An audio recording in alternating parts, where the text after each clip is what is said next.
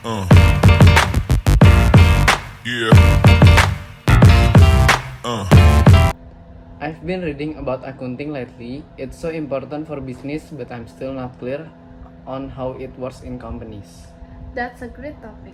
Accounting is basically the process of tracking a company's finances. It helps them understand their profit, expenses, and overall financial health. Makes sense. So is it mainly for big companies? Not at all. Both small and large companies need accounting. For small business, it is crucial for managing daily operations like tracking cash flow. And for big companies, it is necessary to prepare detailed financial reports and comply with regulations. Or like those financial statements? Exactly. The main one are the balance sheet, income statement, and cash flow statement. This help business analyze their performance and make decisions. And what about investor? Do they look at those statements too? Definitely, investors use financial statements to decide if a company is worth investing in, and a clear and accurate accounting system builds trust. Got it. So I guess accounting is the backbone of every successful company. You're absolutely right. Without it, companies wouldn't be able to manage their finances or grow effectively. Thanks for explaining, Mia. Now I see why accounting is such big a deal in business. Anytime, Alex, it's always good to understand the basic of accounting. It is useful in so many ways. Yeah. I've been thinking a lot about my future lately. I just graduated, but I'm not sure where to begin. Accounting seems like a solid choice, but I'm a bit unsure. Can you give me some advice? Of course, I think you're on the right track. Accounting is a stable and rewarding career, and it is offers a lot of opportunities. And what's making you hesitant? Well, it seems like there's so many paths to take within accounting, corporate, tax, auditing. How do I even start narrowing it down? That's a common question. It is true. There are many specialties in accounting, and it can be overwhelming at first. But think of this way. Accounting is a broad field, and every business needs accountants. You can either specialize in one area or become a generalist, and over time, you'll figure out what you enjoy most. So I should just start somewhere and figure it out as I go. Exactly. A great first step is to look for an entry level role, like a junior accountant or a bookkeeper positions. It is a great way to get hands-on experience and learn the basics. You might start in one area, like financial reporting or payroll, and later transitions into something else if you discover a new interest. That makes sense. Do I need any certification to get started? Yes, definitely. While some entry-level positions may not require certifications, getting a professional credential like CPA or Certified Public Accountant can really boost your career. It opens doors to higher paying positions and makes you more competitive. But don't worry too much about that right away. Focus on gaining experience first, and you can pursue certifications later as you figure out what area of accounting you want to specialize in. So should I start studying for the CPA exam right now?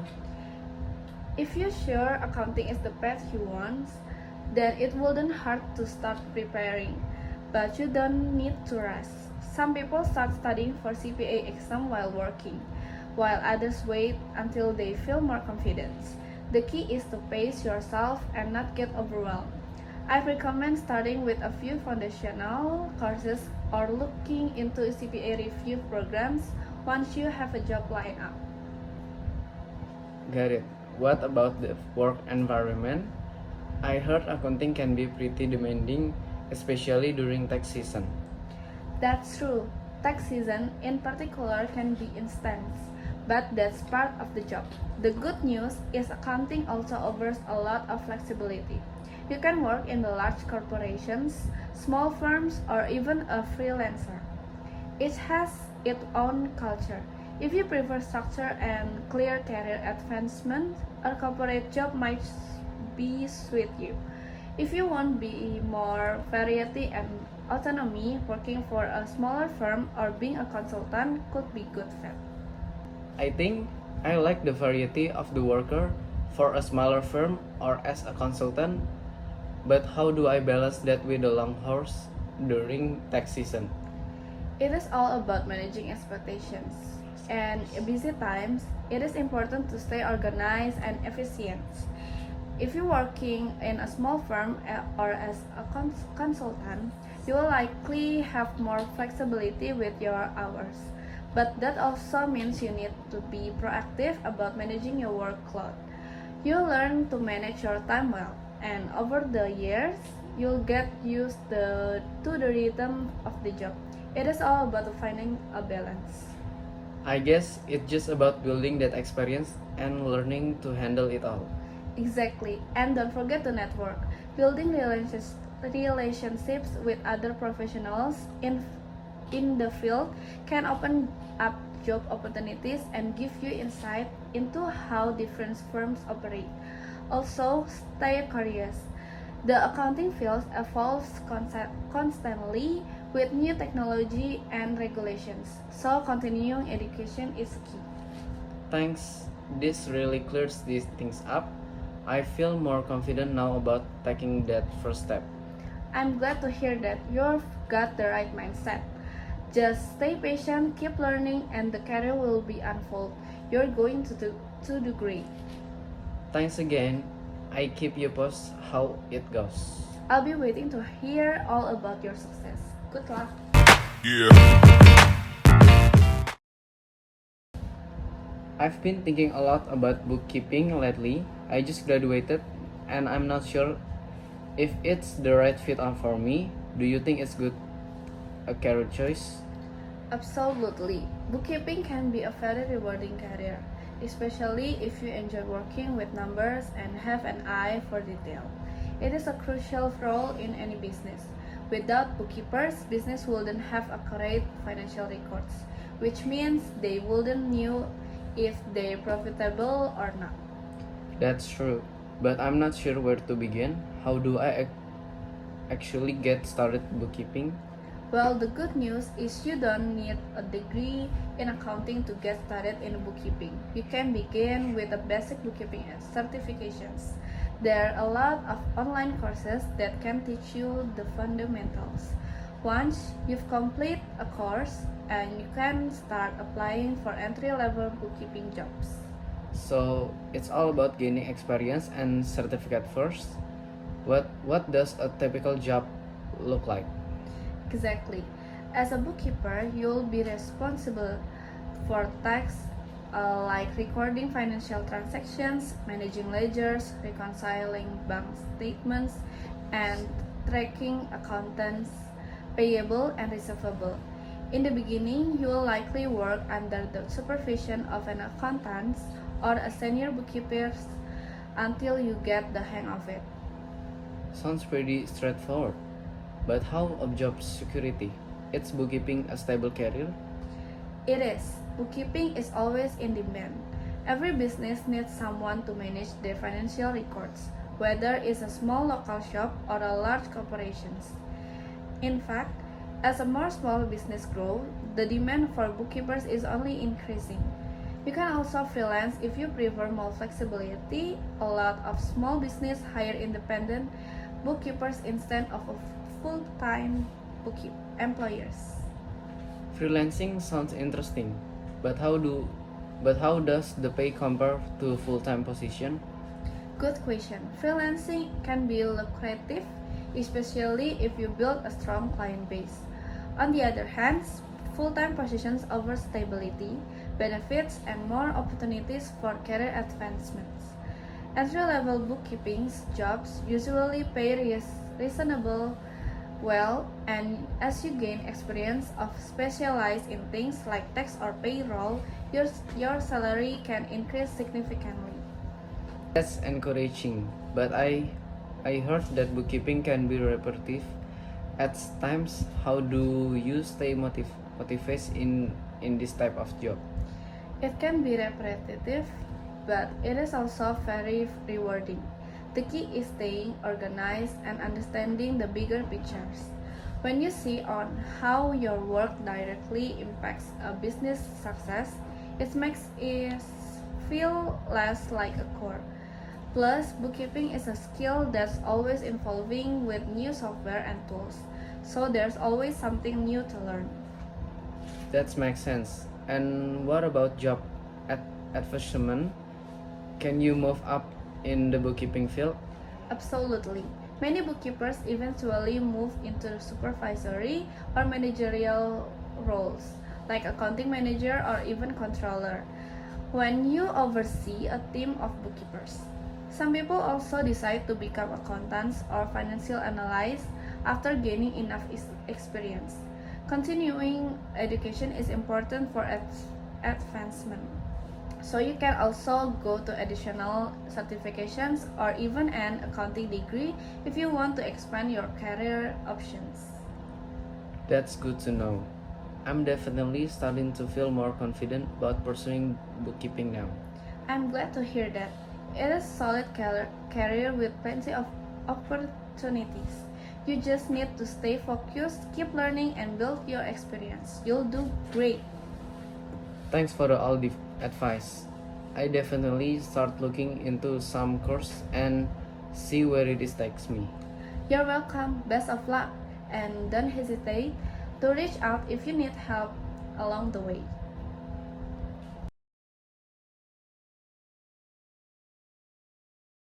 I've been looking into different area of accounting and I'm little confused what is different between tax accounting and GAAP. That's a great question. Let me break it down for you. Tax accounting is focused on preparing tax returns and ensuring compliance with tax laws. It involves managing deductions, credits, and all things related for federal and state taxes. And GAAP, on the other hand, stands for Generally Accepted Accounting Principles. It is a set of standards and rules used to prepare financial statements for external reporting, things like balance sheet and income statements. So tax accounting is more about taxes and GAAP is about financial reporting. Exactly. Tax accounting is specific to the tax laws, which are always changing. GAAP, however, provides a standardized framework for companies to follow in their financial reporting, regardless of the tax implications. Both fields require a strong understanding of accounting, but they serve different purposes. That makes sense. But how does the pay compare between the two? Is one more lucrative than the other? Generally speaking, both fields offer good pay, but it can depend on where you work and your level of experience. Tax accountants, especially those working in the public accounting firms during the tax season, tend to earn a bit more due to the seasonal demands and the specialized knowledge required. You may also get a bonus around tax seasons. And GAAP accountants, like those in the corporate finances or public companies, also make competitive salaries, and the work is often more consistent throughout the year. So tax accountants might earn more during tax season, but GAAP accountants have a more steady workload. Right. If you like a more dynamic, seasonal job where you work under pressure but get reward of higher paying during the tax time, tax accounting might be more appealing. And GAAP accounting tends to have a steadier work-life balance, though the pay might not have the same seasonal boost. What about benefits? Are they different between tax accountant and GAAP accountants? The benefits are generally similar in both fields, especially if you're working in the large firms or corporations. Health insurance, retirement plans, and pay time off are common across the board. However, if you're working for a public accounting firms, especially in tax, you might find the hours during the tax season are longer, which could affect your work-life balance. But once tax season is over, you might get more time off. So tax accountants might work harder during certain periods but also get some time to recover. What about career growth? Is one path more promising than the other?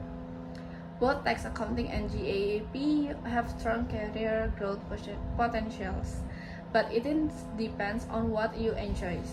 Tax accounting can lead to the opportunities in tax consulting, estate planning, or corporate tax departments. On the GAAP side, you could advance to positions like financial controller, CFO, or even move into management roles in public companies. Both paths offer opportunities to specialize too, like moving into international tax or forensic accounting. It seems like there a lot potential in the both areas. I guess it just depends on whether you prefer a more sensational, specialized role or a steady long-term career in financial reporting. Exactly. And it is okay to explore both in the beginning. Many accountants start in one area and transition to another once they gain experience. It is all about what excites you the most. Thanks. This really helps me understand the difference and what I consider when choose a path. I'm definitely going to think about what suits me best. You're welcome. Whatever you choose, there are plenty for opportunity ahead. Let me know if you need any more advice.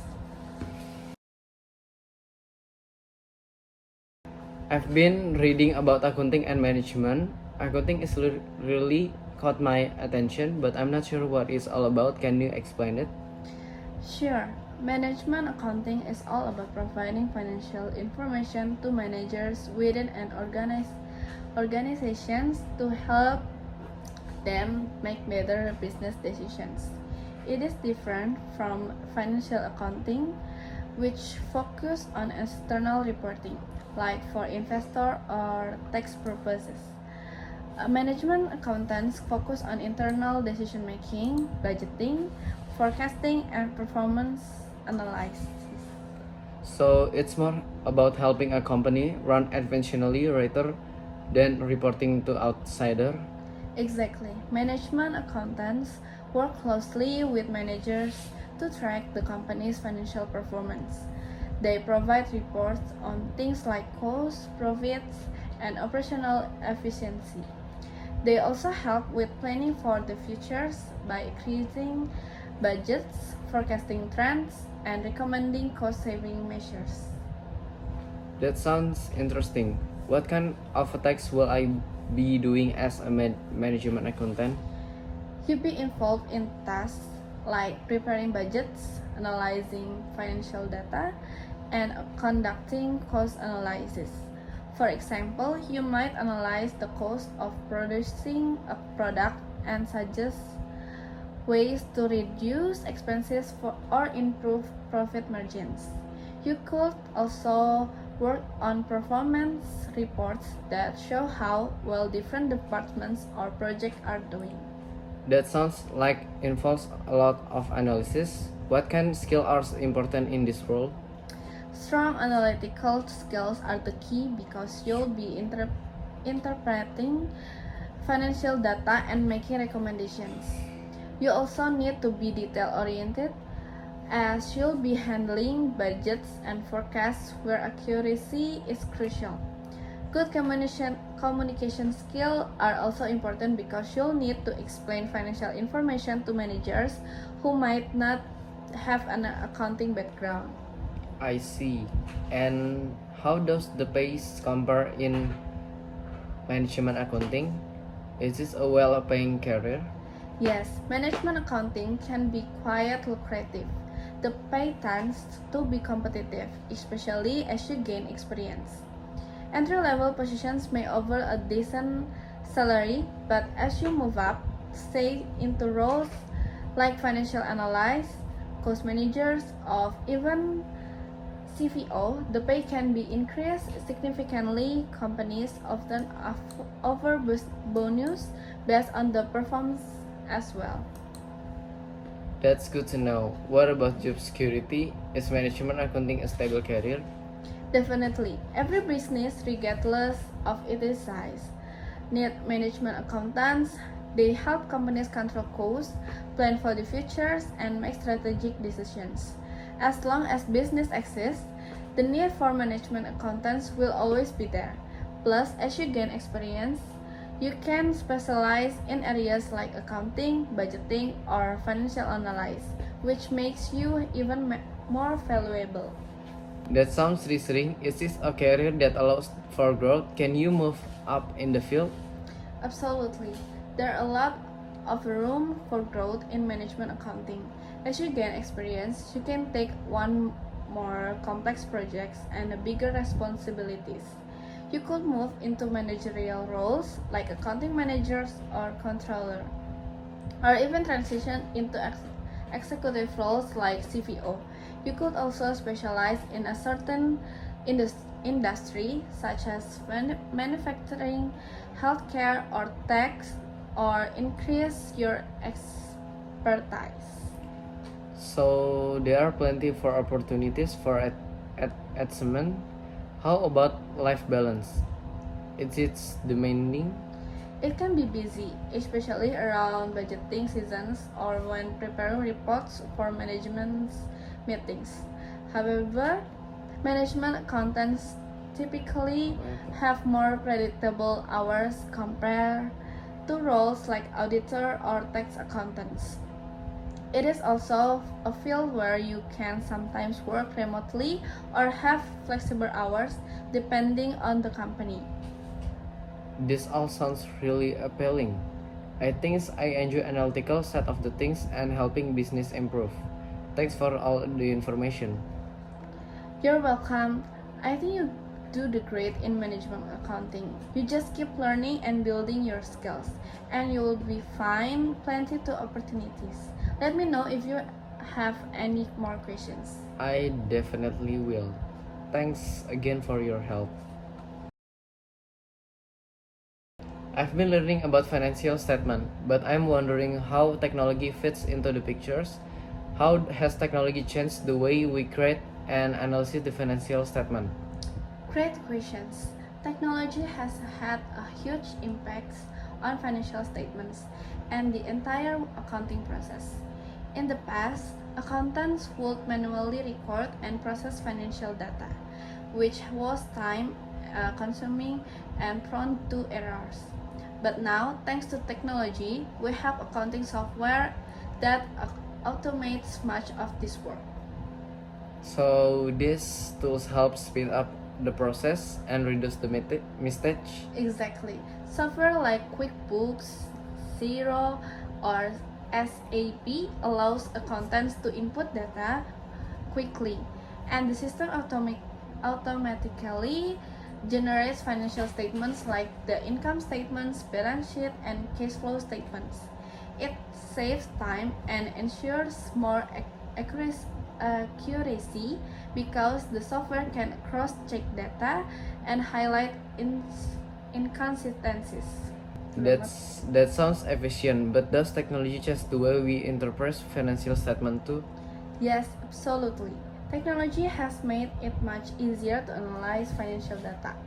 Advanced tools now allow accountants and financial analysts to create detailed reports, run financial forecasts, and use data visualization tools to interpret trends.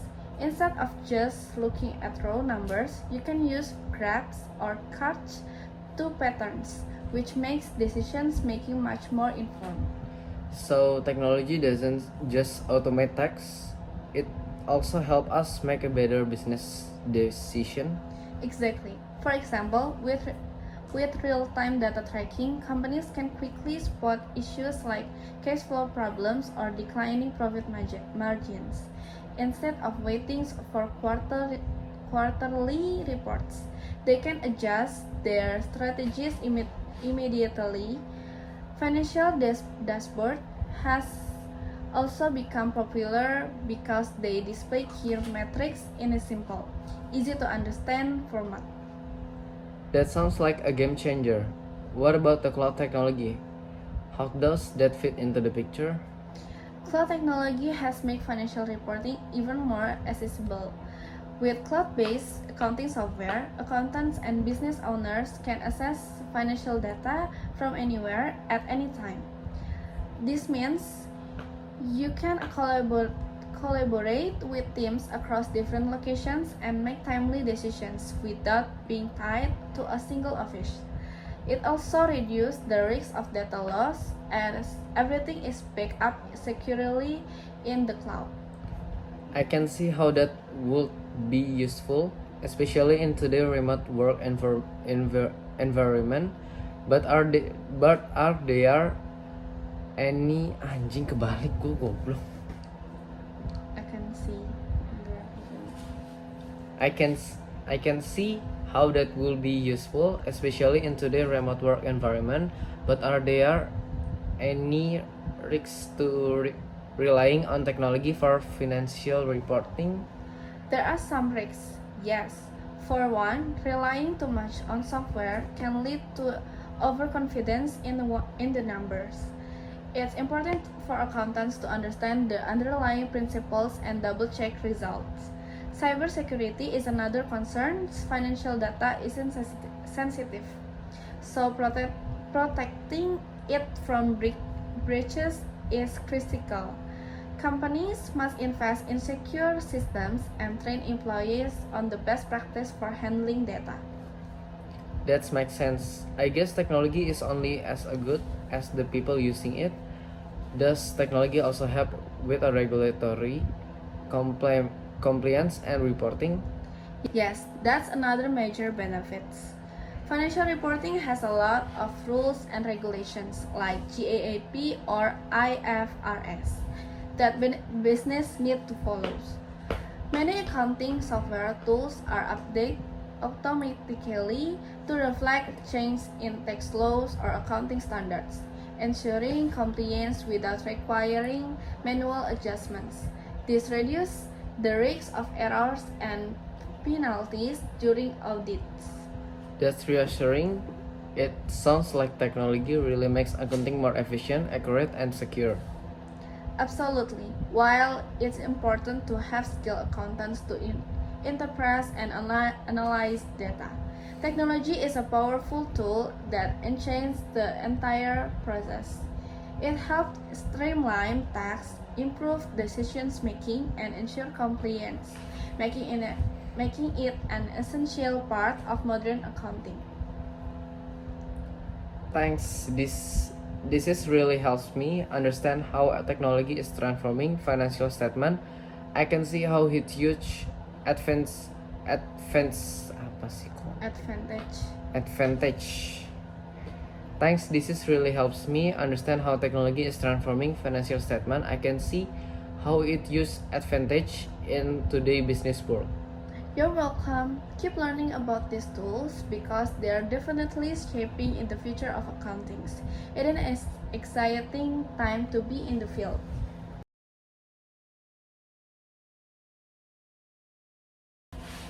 I've been diving into auditing lately, but I'm curious, how do auditors deal with the business orders?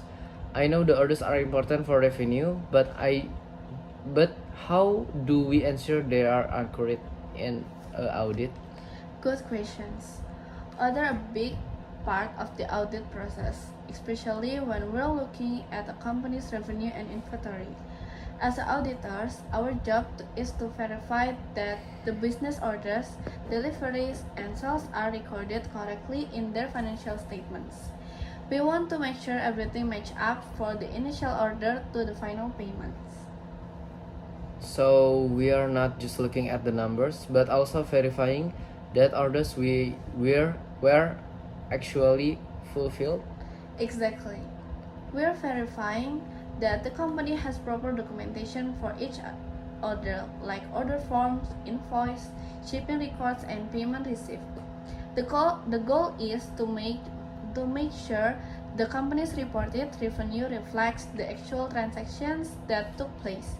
For example, if a company recognizes revenue from a sale, we check the corresponding order was processed, shipped, and paid for. That makes sense, but what if there are discrepancies? For instance, if an order was placed but not shipped, how do we handle that in the audit? Okay, that's a good point. If we find discrepancies, it is crucial to investigate further. If an order was placed Good. but not fulfilled, it could mean that the company improperly recognized revenue.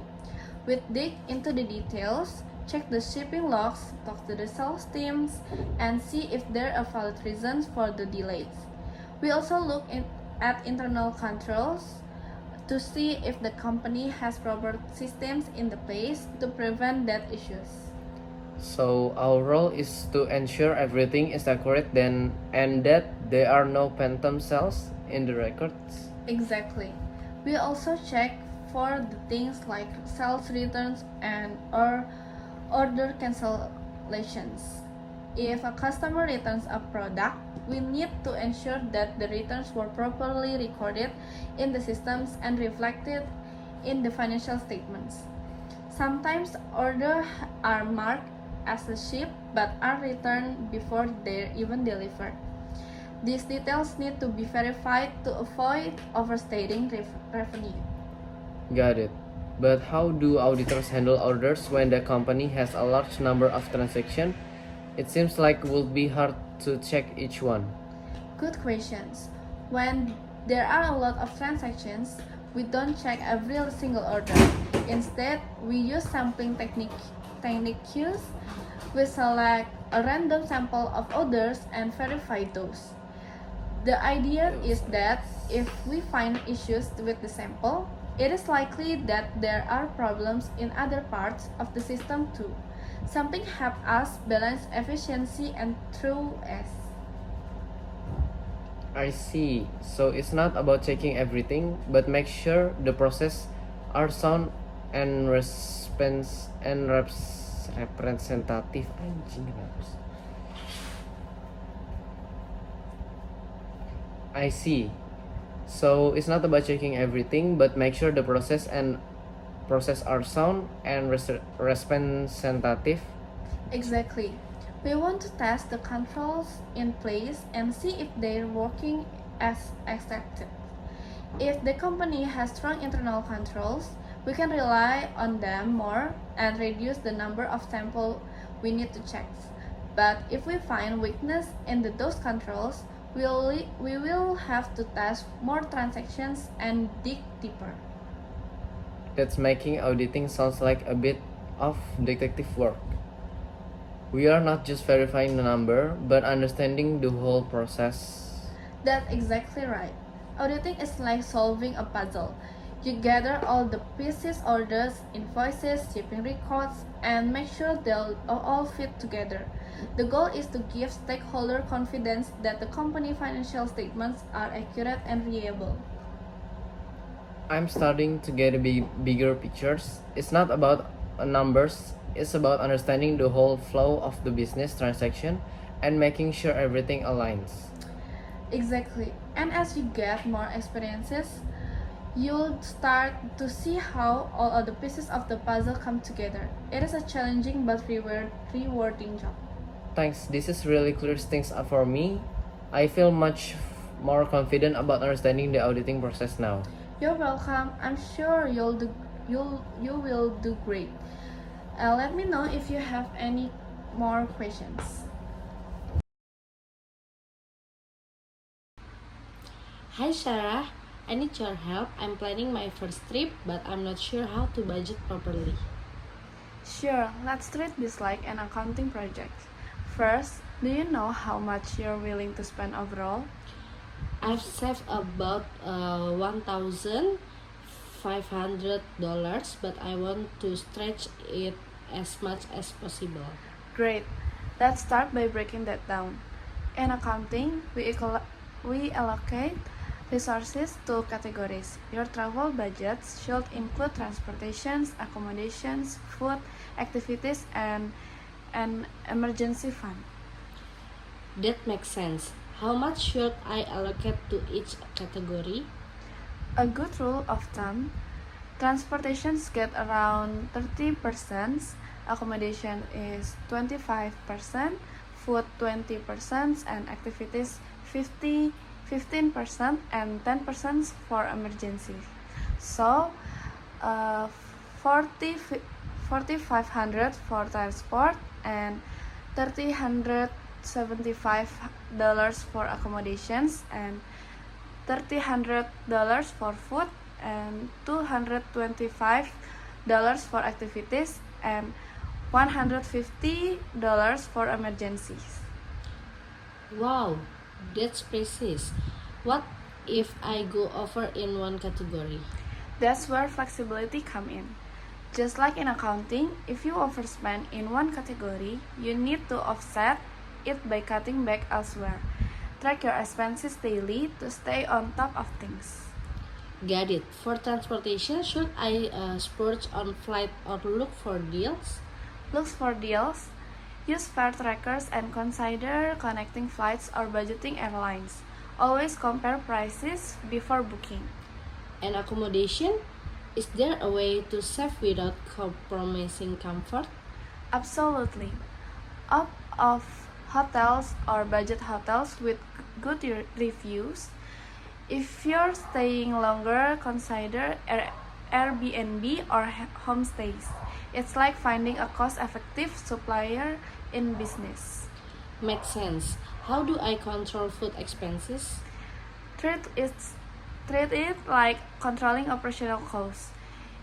Eat where locals do, avoid touristy restaurants, and shop at local markets for snacks. And for activities? Prioritize. List what you really want to do and research discounts or free options. Many museums and landmarks offer free entry on specific days. Smart. What about tracking all this? Any tools you recommend? Plenty. Apps like Trail Wallet and Splitwise are great for travel expense tracking. Think of it as your digital ledgers. That's so helpful. One last thing. What if I end up under budget? That's a win. You can either save it for the future trips or treat yourself to a nice dinner or souvenir. In accounting, we call that a surplus. Thanks, Sarah. You've made travel budgeting sound like a fun accounting project. It is. Travel is an investment in yourself. Enjoy the process and remember, a well-managed budget leads to a stress. Hey Lisa, I need your help with something related to payroll and accounting. We are planning an entertainment night for the employees, but I'm not sure how to handle the budget properly. Sure, events like this can boost morale, but they need to be managed carefully. Have you estimated the cost yet? Roughly, we're thinking about a dinner, some games, and maybe live music. Total estimated cost is around $5,000. How should we allocate this in the budget? Start by categorizing expenses. In accounting terms, this is like creating a cost center. Divide it into food and beverage, venue or setup, entertainment, and miscellaneous. Okay, so food and drinks will take the biggest share. Let's say $2,000 for that. What about the rest? Venue or setup could be around $1,500. Entertainments like live music might cost $1,000 and keep $500 for unexpected costs. Always have a contingency fund. Good idea. Now, do these expenses affect payroll in any way? They can. If you're providing perks like gift cards or prizes for games, they may be considered taxable benefits depending on local regulations. Taxable benefits? How do we handle those? You need to report them as part of the employee's taxable income. It is important to communicate this to employees so there are no surprise. Noted. What about tracking the expenses for the event? Treat like treat, treat it like a project. Use a spreadsheet or accounting software to log every expense against the budget categories. It is similar to tracking payroll deductions. Every cent needs to be accounted for. Makes sense. And if we stay under budget, what happens to the leftover funds? That's a surplus. You could allocate it to another employee benefit program or save it for future events. Just make sure it is documented properly in the books. And if we go over budget? Then we will need to adjust the general ledgers. You either pool funds for a related budgets like employee development or get approval for additional spending. Sounds fair. Is there anything else I should keep in mind? Yes, remember that employee entertainment expenses might be tax deductible for the company, but only up to a certain limit. Consult with the finance team to ensure compliance. Thanks, Lisa. This is more complex than I thought, but you've made it clear. Anytime, just think of it as another way of keeping the team happy while staying financially responsible.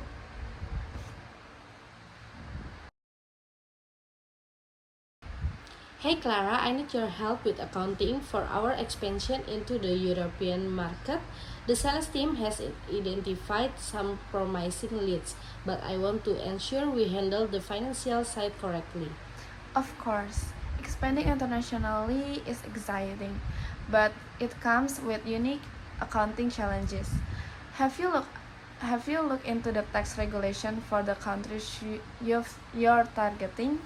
Not in detail, we'll focus on Germany and France first. What should I know about their regulation? Both countries have a strict VAT requirements. You will need to register for VAT, charge it on sales, and file regular returns. It is crucial to understand the rates and exemptions in each country. Got it. How do we account for those VAT charge? VAT is recorded as a liability until it is paid to the tax authorities. Make sure your invoicing system complies with local laws and proper formatting and details are mandatory.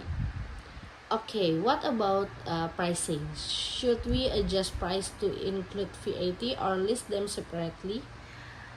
That depends on your target audience. In Europe, it is common to include VAT in a consumer-facing prices, but for B2B sales, you usually list price without VAT and indicate it separately on invoice. That's helpful. Now, what about currency? Should we price in euros or stick to USD? Pricing in euros makes it easier for European customers, but it exposes us to currency exchange risk. You will need to account for exchange rate fluctuations, which can impact our profit margins. How do we manage that risk?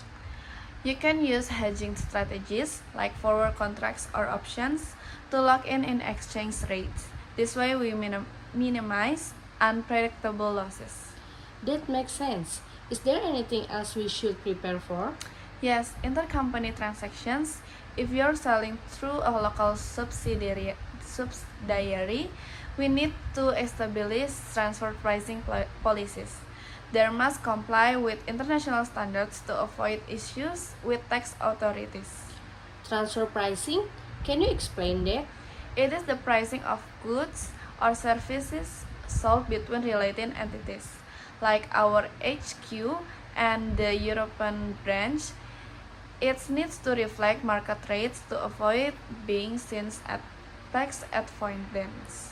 Sounds complex. Are there reporting requirements we should know about? Definitely, European countries often require detailed financial reports, sometimes in specific formats. For example, Germany has strict rules under their GAAP and France mandates SAFT or standard audit file for tax. So we'll need localized accounting expertise too. Exactly. Either hire local accountants or work with an international accounting firms. Thanks, Clara. This has been super helpful. I'll coordinate with the legal team for compliance and keep you updated on our progress. Great. Expanding internationally is challenging, but with proper accountings, it will be a. Thanks for taking the time, Mia. There's so much buzz about innovation in accounting, and honestly, it's overwhelming. I'm curious, where do you see the profession heading in the next decade? Happy to chat, Eden. The accounting landscape is shifting rapidly thanks to AI automations and blockchains. But these changes don't mean the end of accountants. They're more like reinventations of the role. Reinvention? That sounds exciting, but also a bit intimidating. What kind of change are we talking about? Well, take automations for example. Tasks like data entry, reconciliations, and invoice matching are becoming fully automated. With tools like robotic process automations, what used to take hours can now be done in minutes. I've heard about RPA but haven't used it much. Is it hard to implement? Not at all. Most tools are user friendly and they integrate with existing accounting software like SAP or QuickBooks.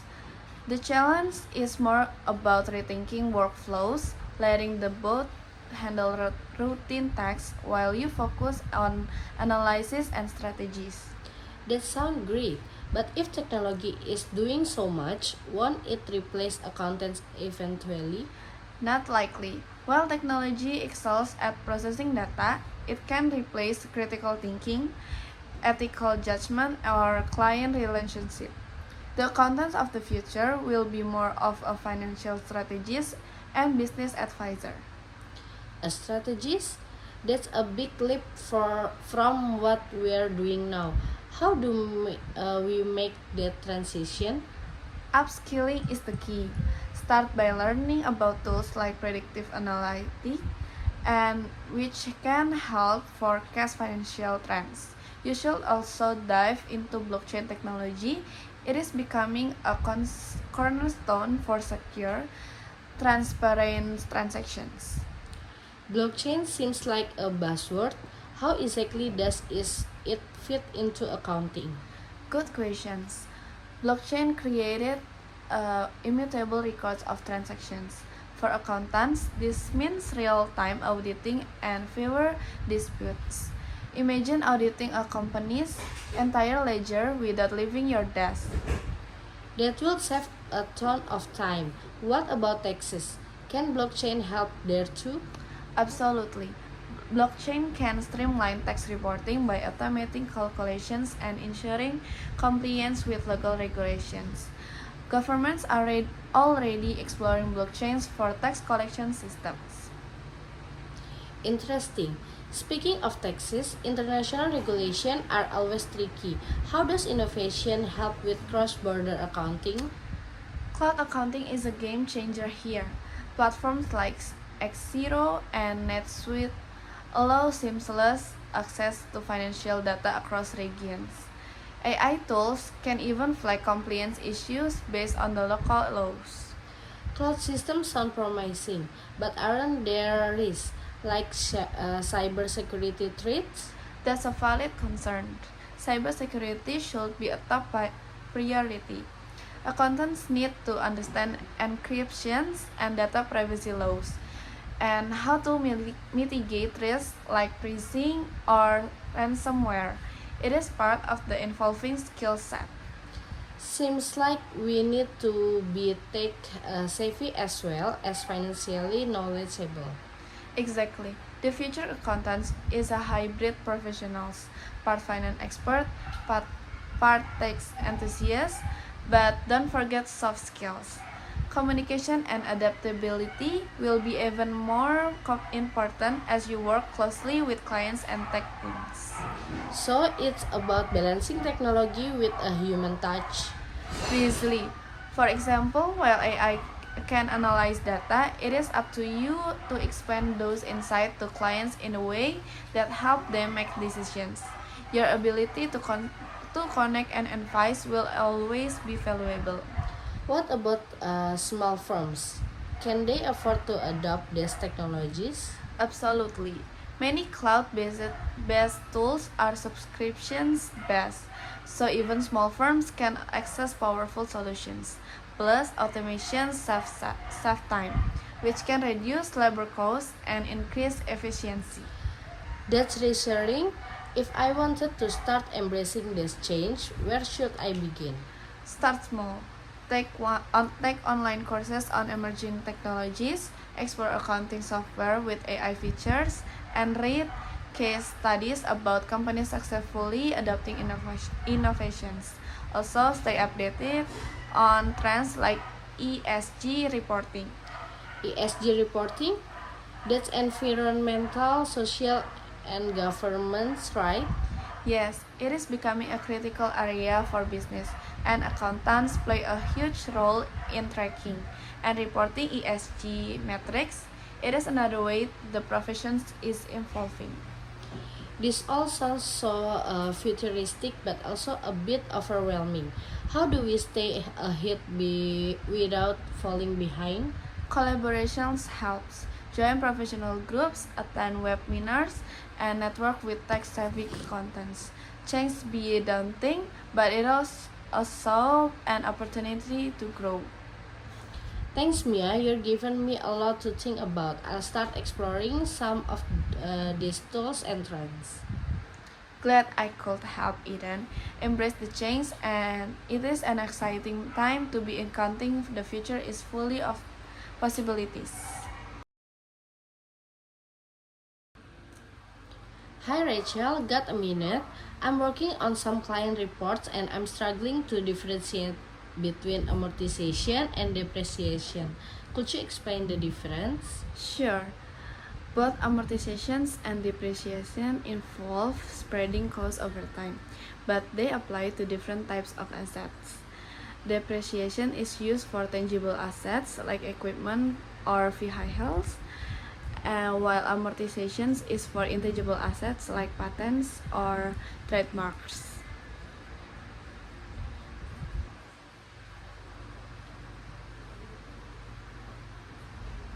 Okay, so it's about whether the asset is physical or not, but do they work the same way?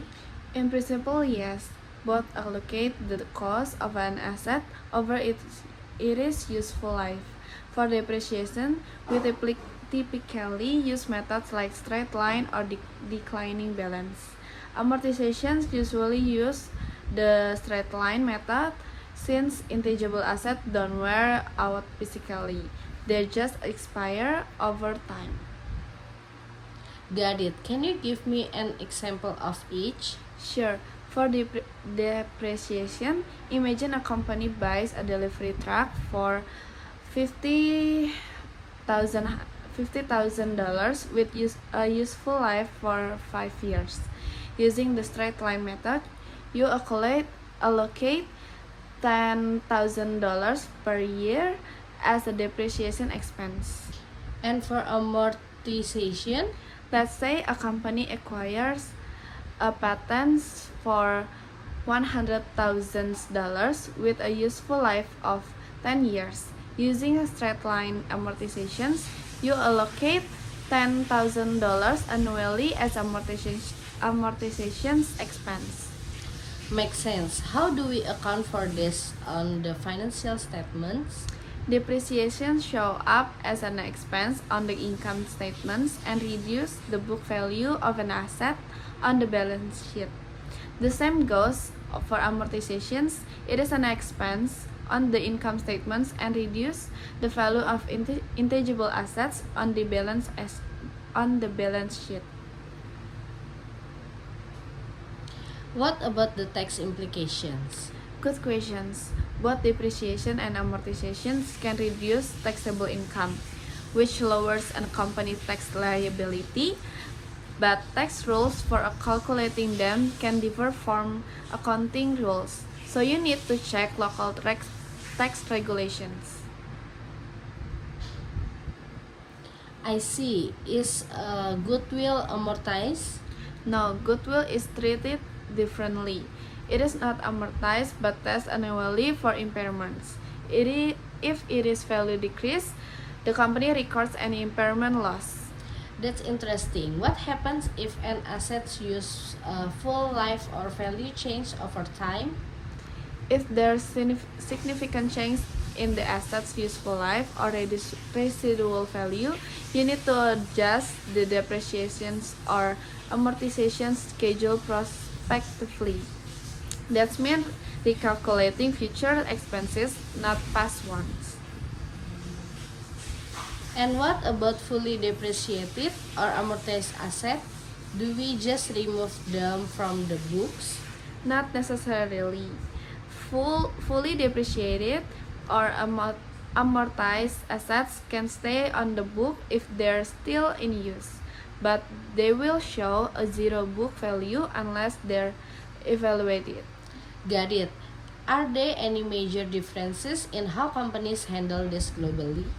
Yes, standards like IFRS and GAAP have slight differences. For instance, IFRS allows revaluations and of certain assets, while GAAP doesn't. But the basic concept of depreciation and amortizations are the same worldwide. This really helps, Rachel. I feel like I've got a much better understanding now. Anytime. Remember, mastering this concept takes practice. Let me know if you want to go through example or work on the real cases together. I love that. Thanks so much, Rachel.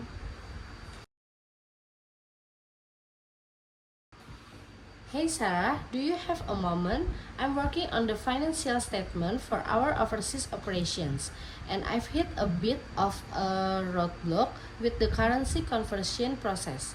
I'm just not sure I'm handling everything correctly. Sure, I'd be happy to help. Currency conversions can definitely be tricky. What part are you stuck on? Well, we have financial reports from our European and Asian brands, and each one is in a different currency euros, yen, and pounds. But since our reporting currency is USD, I'm not sure how to properly convert everything and ensure that the exchange rates I use are correct. Oh, yes, that can definitely be confusing. The first thing you will want to do is check the exchange rates. For most transactions, we will use the average exchange rate for the reporting period. But for balance sheet items like assets and liabilities, we use the exchange rate for the end of the reporting period, also known as the closing rate.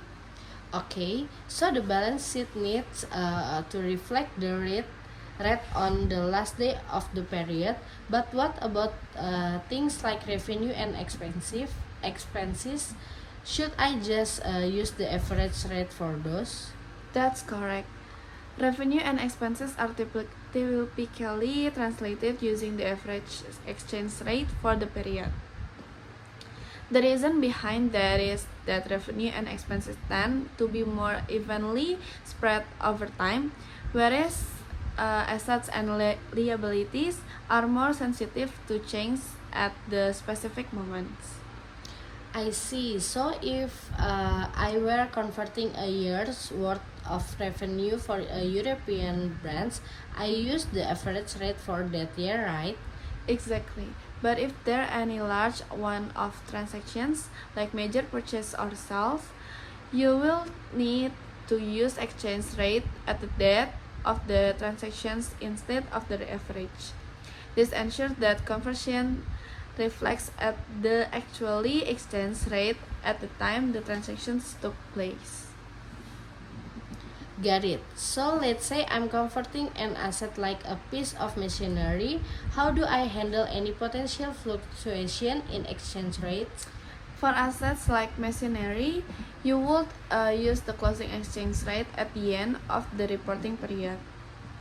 However, if there's any significant differences in the rate from when the assets was originally acquired and when it's being reported, you need to record the difference as part of the foreign exchange gains or loss. This goes in the income statements.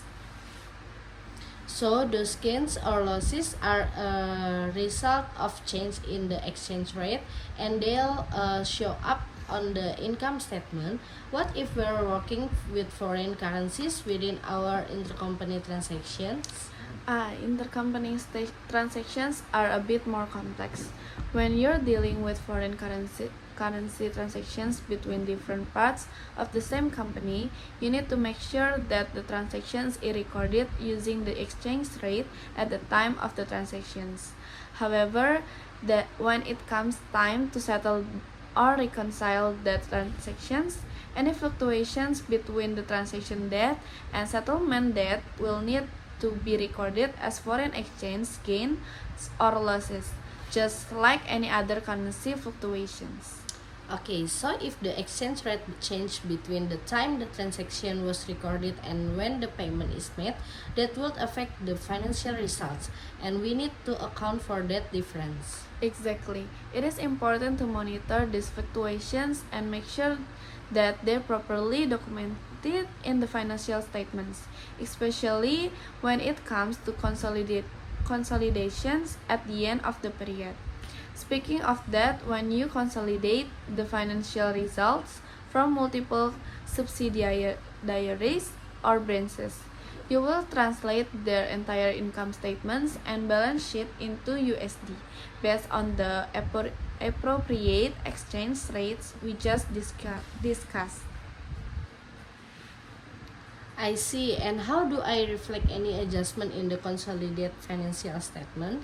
For the consolidated statements, the foreign currency translations adjustment are placed in a separate equity section called Accumulated Other Comprehensive Income or AOCI.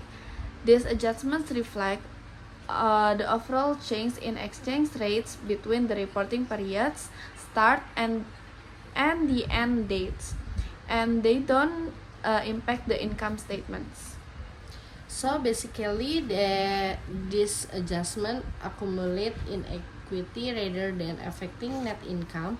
What about any currency hedging strategies we might use to protect against these fluctuations? Good point. If your company uses hedging instruments like forward contracts to manage currency risks, the accounting for those depends on whether the hedge is classified as a fair value hedge, a cash flow hedge, or a net investment hedge. The gains or losses from these hedges are recognized differently depending on their classifications. For example, cash flow hedge gains or losses might be recognized in other comprehensive income rather than the income statements. Got it. Hedging really adds another layer to this process. Are there any specific tools or system you recommend to help with the currency conversion and reporting? Definitely. Many companies use ERP systems like SAP or NetSuite, which integrate live exchange rates and automate the currency conversions process for transactions, financial statements, and even intercompany eliminations. This system helps to ensure accuracy and efficiency. Just make sure that exchange rates feeds are updated regularly to reflect any changes. That sounds like a big help. And how do I make sure we are compliant with international accounting standards? Good question. You will need to follow two relevant accounting standards like IFRS or GAAP when handling foreign currency. For example, IFRS uses IAS 21, which outlines the correct treatment of foreign currency transaction and translation. Under GAAP, ASC uh, provides the guidelines. Also, keep an eye on local tax regulations, especially for subsidiaries in different countries, since tax treatment for foreign exchange gain or loss can vary. Thanks so much for the explanation, Sarah. This really clarifies things for me. I feel more confident about tackling this currency conversion text now. No problem. I'm glad I could help. Currency accounting is definitely challenging, but as long as you follow the proper guidelines and use the right tools, you'll be fine. Just let me know if you run into any issues. I definitely will. Thanks again for your help, Sarah. Hey John, do you have a minute? I'm working on quarterly financial analysis and I'm trying to understand the profit trends better. I've noticed some fluctuation and I'm not sure how to interpret them. Of course, Lisa, profit trends can be tricky, but once you break it down, they make more sense. What specifically are you noticing in the trends? Well, the net profit seems to have jumped last quarter to compare to previous periods, but I'm not sure if it's sustainable or just a one-off spike. I also see that gross profit has been steady, but operating profit has been fluctuating a lot. I see what you mean. It is important to look at profit trends in layers. First, we should analyze the gross profit, which is directly tied to sales and the cost of goods sold. If gross profit is steady, that indicates the company's core operations are consistent. But fluctuations in operating profit can tell us something about the company's operational efficiency or non-core expenses. So, when operating profit fluctuates, it's not necessarily a bad sign. Could it mean that non-core expenses are having a bigger impact? Exactly.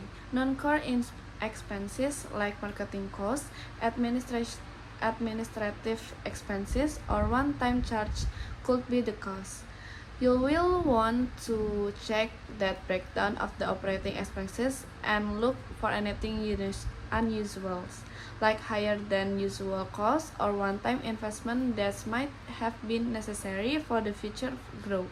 That makes sense. So, if we're seeing a jump in net profit, what other factors should I consider? Is it just about cutting costs? Not necessarily. A jump in a net profit could also be due to higher sales, a reductions in interest expense, or tax benefit. It is crucial to dig deeper. You will want to look at factors like whether the increase on profit income coming from improved revenue generations, better cost controls, or perhaps favorable tax adjustments or financial restructuring. Ah, I see. So there need to distinguish between genuine profit growth and temporary gains. How do we assess whether a profit trend is sustainable? Exactly. To assess sustainability, you want to look at year over year and quarter over quarter trends, not just the current periods. For example, if the increase in profit in primarily due to one-time events like selling an asset receiving an unusually large order, it might not be repeatable. But if the increase is driven by a consistent increase in sales or improvements in operational efficiency, then the trend is more likely to be sustainable. So we should look at a few quarters of data to get a better idea of whether the trend is stable. Yes, exactly. You should also consider seasonality. Some industry have natural fluctuations depending on the time of years. For example, retail companies often have a spike in the fourth quarter due to holiday sales. You will want to factor in the type of a pattern when analyzing the trends. Right, seasonality makes a lot of sense, but what about the impact of external factors? Can things like the economy or industry change affect our profit trends? Absolutely. External factors can have a big impact. Change in the economy, consumer behaviors, and industry trends can influence profit. For instance, during economic downturns, consumer spending tends to drop, which might affect both revenue and profitability. It is important to keep an eye on those factors and adjust your analysis accordingly. So, when we analyze profit trends, we have to consider both internal and external factors. How do we track those effectively? Yes, tracking both is a key. Internally, you will want to monitor things like sales growth, cost management, and efficiency improvements. Externally, you can track industry reports, economic indicators, and market research. Often, companies will also provide some insight into these factors in their earning calls or management discussions and analyze sections of the financial reports. Got it. So it's not just about looking at the numbers but understanding the context around them. But what are some common mistakes people make when analyzing profit trends? One common mistake is focusing too much on a single period data. Profit trends are all about patterns over time, not isolated spikes or drops. Another mistake is ignoring non-recurring items, things like asset sales or settlements, which might distort the true pictures of operational performance. Always separate recurring from non-recurring items when analyzing profit. That's really helpful. So, what's the best way to present these trends in a report? When this when presenting profit trends, it is important to provide context. Use charts or graphs to visually show the fluctuations over multiple periods and highlight any significant events they contribute to change in the trends. Include both gross profit and operating profit, along the along with a narrative explanations of what's driving the change. That way, stakeholders can clearly understand the story behind the numbers.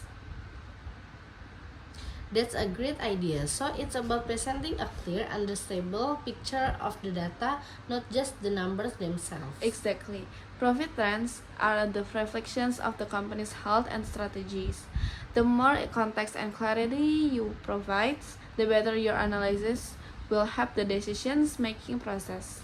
Thanks so much for all the insight, John. This really helps me understand how to approach profit trend analysis better. No problem at all, Lisa. Just keep practicing and soon you'll be able to spot trends and analyze them quickly. Let me know if you need any more help. Will do. Thanks, Kate.